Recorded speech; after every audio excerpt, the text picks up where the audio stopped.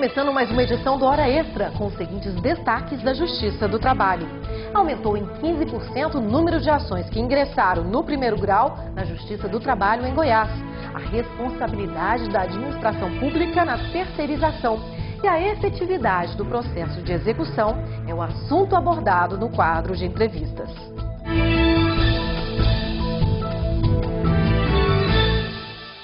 O TRT da 18ª Região vem experimentando um elevado crescimento no número de processos que ingressam anualmente nas 36 varas do trabalho em todo o estado de Goiás. O atual quadro de juízes trabalha no limite, mas já é insuficiente para o expressivo aumento da demanda. A quantidade de ações recebidas no primeiro grau da Justiça do Trabalho em Goiás saltou de 56 mil em 2008 para quase 65 mil em 2009. O acréscimo de aproximadamente 15% na demanda processual está sendo fortemente sentido pelos magistrados, que, embora tenham intensificado a produção em mais de 50% nos últimos 5 anos, assistem ao crescimento do resíduo de processos pendentes. A diretora substituta do Foro Trabalhista de Goiânia, juíza Silene Coelho, entende que a sobrecarga de trabalho afeta a rotina das varas do trabalho do Estado. O impacto é muito grande, porque de 2005 para cá houve um aumento muito grande de processos em decorrência da mudança da competência que trouxe para nós as ações de acidente de trabalho, e de lá para cá o aumento anual é muito grande. Nesse ano, o ano anterior, em 2008, chegou a 56 mil processos e fechamos 2009 com mais de 60 mil processos julgados. Então, o impacto é enorme, o tribunal tem crescido muito e a demanda processual em igual proporção. Só em 2009 foram julgados 60 mil processos, total considerado como limite de trabalho possível ao atual quadro de juízes do primeiro grau da Justiça do Trabalho de Goiás. São 72 magistrados que atuam nas 36 varas do trabalho distribuídas por todo o estado. Mas é preciso ampliar esse quadro. Trabalhamos de sol a sol, sábado, domingo, feriado, o dia que estamos fazendo audiência ou no dia seguinte fazendo sentença. Então chegou um ponto que é necessário aumentar o número de cargos de juízes e também das varas de trabalho do nosso tribunal. O projeto que tramita no Conselho Superior da Justiça do Trabalho propõe a criação de novas varas para a 18ª Região, com correspondente número de cargos para juízes titulares e substitutos. Das 36 varas do trabalho hoje existentes em Goiás, 13 estão na capital, Goiânia, que tem cerca de 1.300.000 habitantes. As outras 23 varas encontram-se distribuídas nas cidades do interior do estado com maior índice populacional e econômico, que atendem também os municípios próximos a esses centros regionais. A administração pública pode ser responsabilizada pelos encargos trabalhistas de empresas terceirizadas? O que fazer quando a empresa interposta não cumpre com suas obrigações? Veja agora no Fique Sabendo.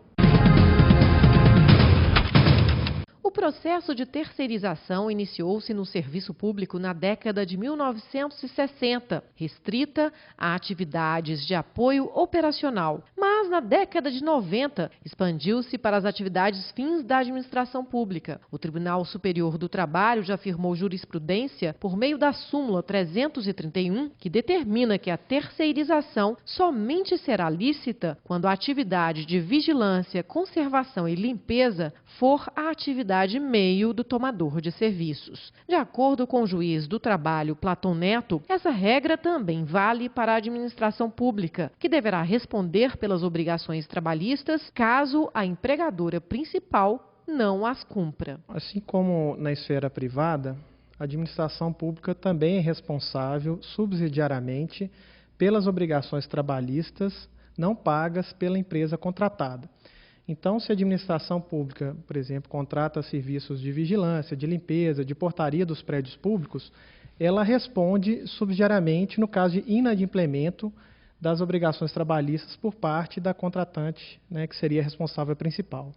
No caso, a administração pública precisa ser acionada na justiça, ela precisa fazer parte da relação processual para que o Estado a condene subsidiariamente? Entendo que sim. até mesmo para preservar, né, o princípio do contraditório e da ampla defesa.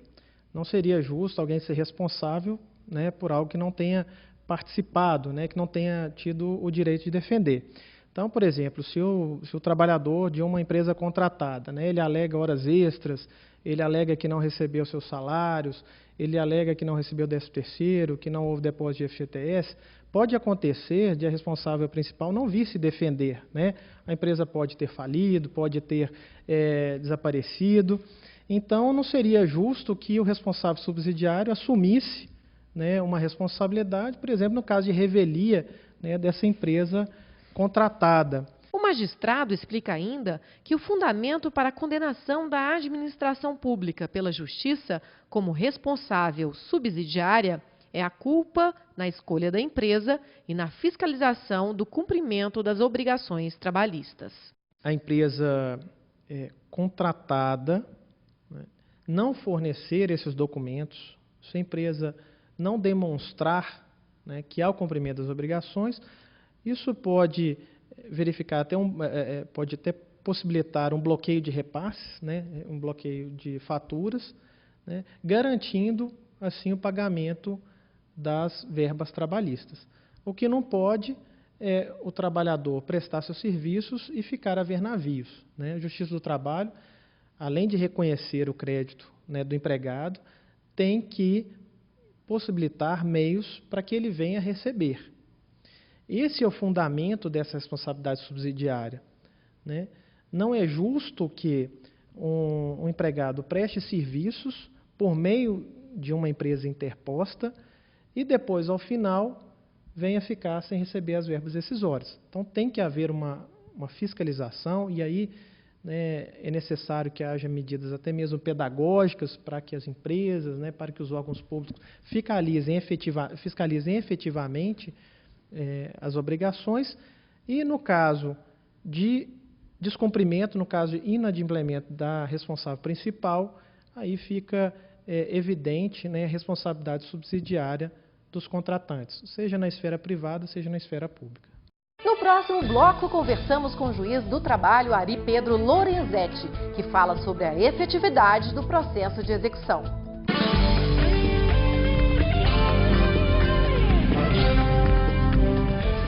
Férias coletivas. De que forma pode ser concedidas férias coletivas numa empresa? Podem ser concedidas a todos os trabalhadores e determinados estabelecimentos ou somente a certos setores da empresa, para serem gozadas em 2 períodos anuais, nenhum deles inferior a 10 dias.